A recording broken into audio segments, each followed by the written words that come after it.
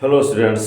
अभी देखते हैं क्लास 10th का मैथ एक्सरसाइज 13.2 का 7 नंबर क्वेश्चन। एक ठोस में ऊंचाई 120 cm और त्रिज्या 60 cm वाला एक शंकु सम्मिलित है जो 60 cm त्रिज्या वाले एक अर्धगोले पर अध्यारोपित है। अब देखिए, ये अर्धगोला है जिसका त्रिज्या 60 cm है।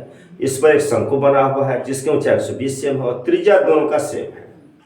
इस ठोस को पानी से भरे हुए एक लंबवृत्तीय बेलन में इस प्रकार सीधा डाल दिया जाता है कि यही लंबवृत्तीय बेलन है, इसको उठा के सीधा इसमें डाल दिया, जबकि पानी से भरा हुआ है कि यह बेलन की तली को स्पर्श करे। पूरा अंदर तक डुबा दिया जाता है। बेलन की त्रिज्या 60 cm और ऊंचाई 180 cm है, तो बेलन में शेष बचे पानी का आयतन ज्ञात कीजिए। कहते हैं इसको जब इसमें डाल देते हैं, जबकि पानी से भरा हुआ है, तो पानी कुछ गिरेगा, गिरने के बाद कितना पानी इसमें शेष बचेगा उसका आयतन ज्ञात करना है। स्टार्ट करते हैं। शंकु की त्रिज्या r बराबर 60 cm, लिखा हुआ 60 cm, ऊंचाई h बराबर 120 cm, 120 cm। शंकु का आयतन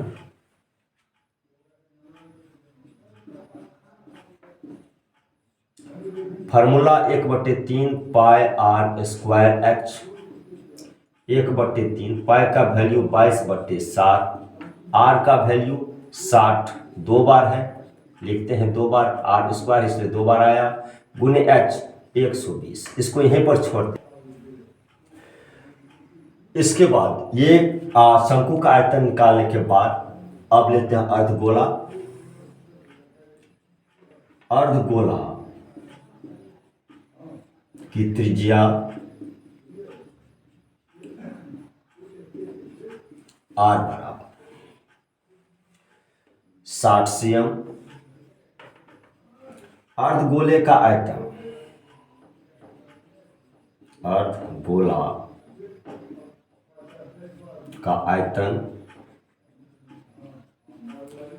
इसका फॉर्मूला होता है 2/3 पाई r क्यूब। 2/3 पाई का मान 22/7, r का मान 60 का r क्यू है तो 60 को 3 बार लिख सकते हैं, 60 cm क्यूब। अब आते हैं बेलन पर।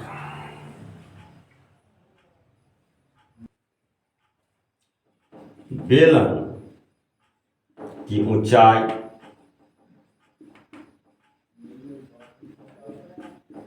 h बराबर 180 cm, त्रिज्या r बराबर 60 cm। बेलन का आयतन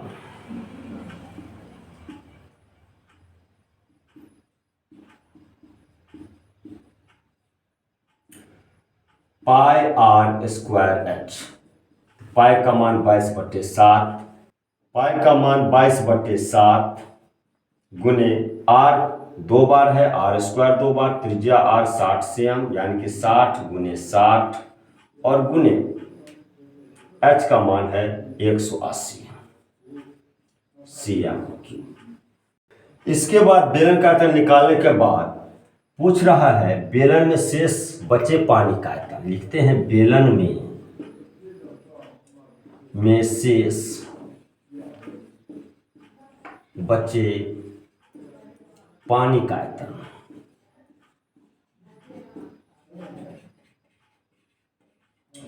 तो बेलन का आयतन हम निकाले थे 22/7 गुने 60 गुने 60 गुने 180, और इन दोनों का आयतन यानी कि शंकु का आयतन अर्धगोले का आयतन क्या करते हैं, प्लस करते हैं। तो शंकु का आयतन निकाले थे 1/3 22/7 60 गुने 60 और गुने 120 प्लस अर्धगोले का आयतन 2/3 22/7 गुने 60 गुने 60 और गुने 60, ये 3 बार था इक्वल टू। अब देखिए यहाँ पर 22/7 गुने 60 गुने 60 गुने 180 माइनस 1/3 गुने 22/7 गुने 60 गुने 60 और गुने 120 और माइनस और प्लस माइनस 2/3 गुने 22/7 गुने 60 गुने 60 और गुने 60। इसके बाद अब देखिए यहाँ पर 22/3 22/3 कॉमन है, 22/7 गुने 60, इसमें 3 बार है, 1 2 इसमें भी 60 है, 1 2 इसमें भी 60 है 3 बार और ये 3 बार लेते हैं 60 गुने 60 गुने 60 कॉमन ले लेते हैं। यहाँ पर बच गया 3, 60 दिया 180 3 माइनस यहाँ पर बच गया 1/3 और गुने 2 बार 60 आ चुका है और तीसरा बार, तो इसमें कॉमन हो जाएगा 60 दूनी 120 2 माइनस यहाँ पर 2/3 और ये तीनों 60 हम पहले ले चुके हैं तो नहीं आया। अब यहाँ पर 22/7 गुने 60 गुने 60 गुने 60 और यहाँ पर एलसीएम लेते हैं 3 3 तिया 9 माइनस 2 और माइनस 2 बराबर हो गया 22/7 गुने 60 गुने 60 गुने 60 गुने माइनस माइनस प्लस 2 2 4 9 में से 4 माइनस के 5/3 गुने आंसर में लिखा हुआ है MQ मीटर में बताने के लिए, तो ये CM है 3 बार, तो 3 बार इसको क्या करते हैं 100 से मल्टीप्लाई कर लेते हैं क्योंकि 1 मीटर में 100 CM होता है। अब काटते हैं 0 से 0 0 से 0 0 से 0 और 3 दूनी 6 2 पंचे 10 5 से 5 फिर ये 11 और यहाँ पर 2 से काट के 50 फिर इसको काटते हैं 25 और ये कट गया 3 बार में। अब मल्टीप्लाई करके आता है 36 का 18 को 11 से मल्टीप्लाई करते हैं 198 और 25 सत्ते 175 डिवाइड करते हैं 1.131 मीटर क्यूब, ये हो गया आंसर।